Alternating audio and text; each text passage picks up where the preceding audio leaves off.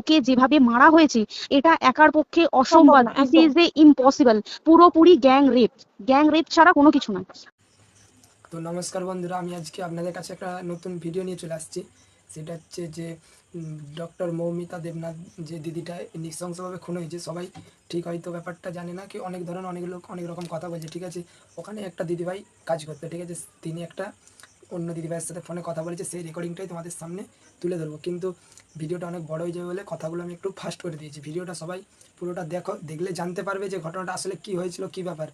মানে এখন তো ধরো অনেক লোক অনেক রকম ভিডিও ছাড়ছে, কোনোটাই বিশ্বাস করার নয়। ঠিক আছে, অডিওটা আমি অনেক কষ্টে জোগাড় করেছি। ঠিক আছে, তোমরা দেখো ভিডিওটা, না দেখলে বুঝতে পারবে না।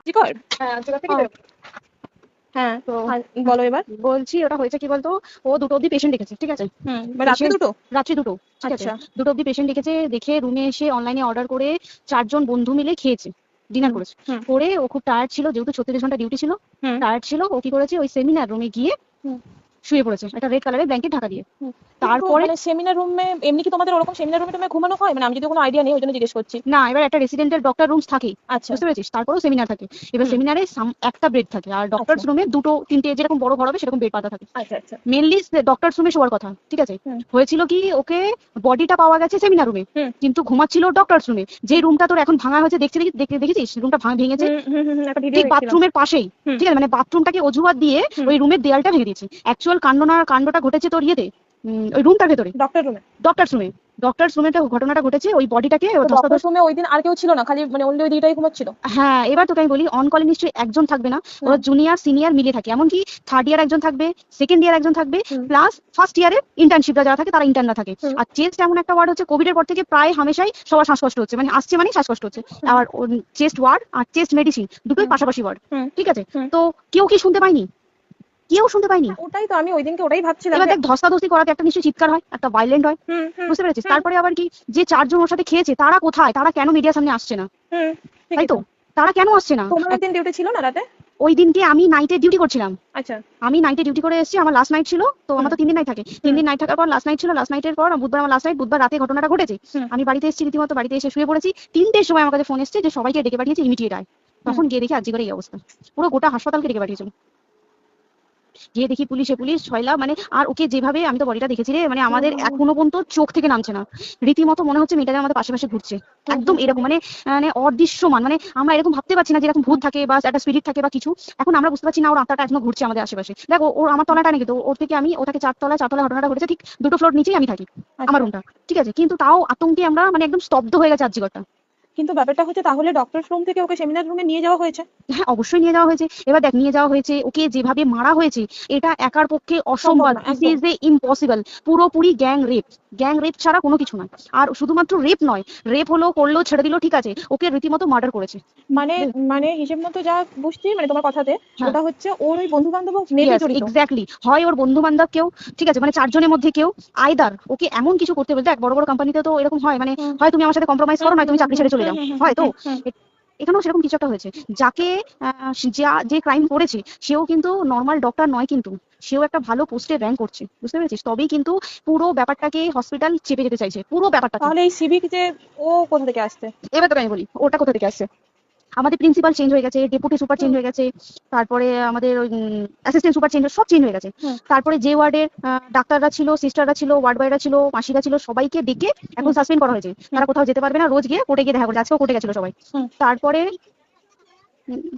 তারপরে তোমার তোর এগুলো হলো। তারপরে তোর কি বলে, আরে বল না, সিবিআই এটা হয়েছে কি, মানে ও সেই সঞ্জয় রায় যে ধরা পড়েছে, অ্যাকচুয়াল কিন্তু ও নেই, ঠিক আছে। ওর এতটা ক্ষমতাই হয় না, ও অত রাত্রে কি করতে যাবে, ও অত রাত্রে ওখানে কি করতে যাবে। ও না পেশেন্ট, ও নাকি বলছে দালাল পেশেন্ট নিয়ে গেছে। তো পেশেন্ট নিয়ে যখন গেছে, দিদিটার রুমে যখন যাবে, নিশ্চয়ই দিদিটার রুমে কোনো কাগজপত্র দেখাতে যাবে, সেই অবস্থায় গিয়ে দেখে যে এরকম এরকম ঘটনা, তার ঝাঁপিয়ে পড়েছে ওর উপরে। এরকম কিছু কি, তাও কিছু নয়, শুধু গেছে, দেখছে ড্রিঙ্ক অবস্থায়, ওকে ক্যামেরা দেখা গেছে ড্রিঙ্ক অবস্থায় গেছে আর এসছে, এইটুকু দেখা গেছে। তারপর হচ্ছে কি, তোর এখানে অনেক রকম ব্যাপার আছে। যে দিনকে ঘটনাটা ঘটে তার ঠিক 2 দিন পরে ওই সেমিনার বাথরুমের অজুহাত দিয়ে ডক্টর যে রুমের দেওয়ালটা আছে, ওই দেওয়ালটা ভেঙে দিয়েছে। কেন? প্রথমে ওকে বললো সুসাইড করেছে, আমাদের যখন ফার্স্ট খবর আছে তখন সুসাইড করেছে। তারপরে যখন হসপিটালে যাই তখন গিয়ে শুনছি নাকি না, সুসাইড করেনি, এটা রেপ করেছে, রেপ করে মার্ডার করা হয়েছে। বুঝলি, এখানে বিশাল বড় একটা গেম চলছে।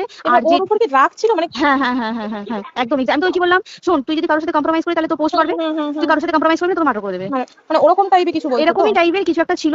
আইদার খুব রাফ, মানে খুব রাগ, খুব মানে খুব ওর উপরে খুব ফ্রাস্ট্রেশন ছিল, যারই ছিল খুব ফ্রাস্ট্রেশন ছিল। শুধু ওকে মারিনি রে, রীতিমতো মার্ডার করেছে। ওর যে ক্ল্যাচারটা ছিল, ওর আমি শুনেছি এটা। ওর ইউরিনের রাস্তায় ক্ল্যাচারটা ঢুকিয়ে দিয়েছে, তুই জানিস? মানে কি বলবো, মানে ওকে দেখা যাচ্ছে না, আমরা তো দেখেছি নিজের চোখে, ওকে দেখা যাচ্ছে না। মানে একটা মৃত্যু কতটা, মানে এই তো মানে প্রচন্ড কষ্ট পেয়ে একটা মেয়ে মারা গেল। আর ওর যে গলাটা চেপে ধরেছে, ওর ওই চেপে ধরাতে মানে এতটাই জোরে চেপে ধরেছে যে চোখ ফেটে রক্ত বেরিয়েছে।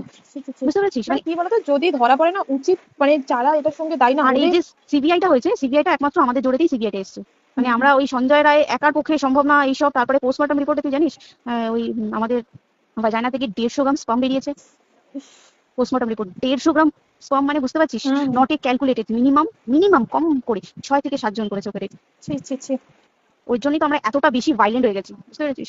আমাদের একটা মেয়ে তার কাজের জায়গাতেই ছিল, এমনটা নয় যে রাস্তাঘাটে কোনো বিপদ, তো কাজের জায়গাতেই সেফ নয়। শোন দেখ, বড় বড় কোম্পানিতে কি হয়, রুমের ভেতরে এগুলো হয়, মানে ধর রুমের ভেতরে হলো, যেমন কল সেন্টারে হয়, নাইট শিফটে হয়, এগুলো অ্যাকসেপ্টেবল। বাট হসপিটাল হচ্ছে এমন একটা এরিয়া, আরজিকর বলে না, যে কোনো হাসপাতালে কেউ যদি স্ব ইচ্ছায় কারোর সাথে রিলেশনশিপে গিয়ে করতে চায় সেটা আলাদা জিনিস কিন্তু, ঠিক আছে? কিন্তু কেউ কারো বিরুদ্ধে এইভাবে করতে পারে না রে, তুই জানিস না? মানে ওয়ার্ডে কম বেশি আমরা সবাই ঘুমাই, কম বেশি আমরা সবাই জেগে থাকি, জেগে তো থাকি, তাতে কি কেউ শুনতে পায়নি? তার কি একদম ভাইলেন্স ছিল না? যদি কেউ না শুনতে পারে তাহলে ওর খাবারে কেউ কিছু মিশিয়েছিল, তাই কি না?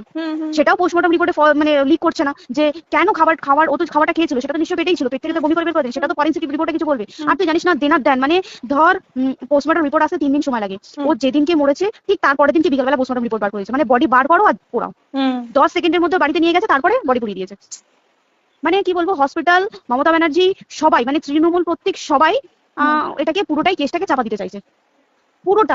তবে তুই ভাব, যে মানুষটাকে এত ক্ষতবিক্ষত ভাবে মেরেছে, তাকে অভিষেক ব্যানার রেপ কি কলকাতায় প্রথম হলো? নয়, বিভিন্ন জায়গায় বিভিন্ন ভাবে রেপ হয়েছে, ধরা পড়েছে, ফাঁসি হয়েছে কি জেল হয়েছে। অভিষেক বন্দ্যোপাধ্যায় কেন বললো জাস্ট তোর কি বলে এনকাউন্টার করতে?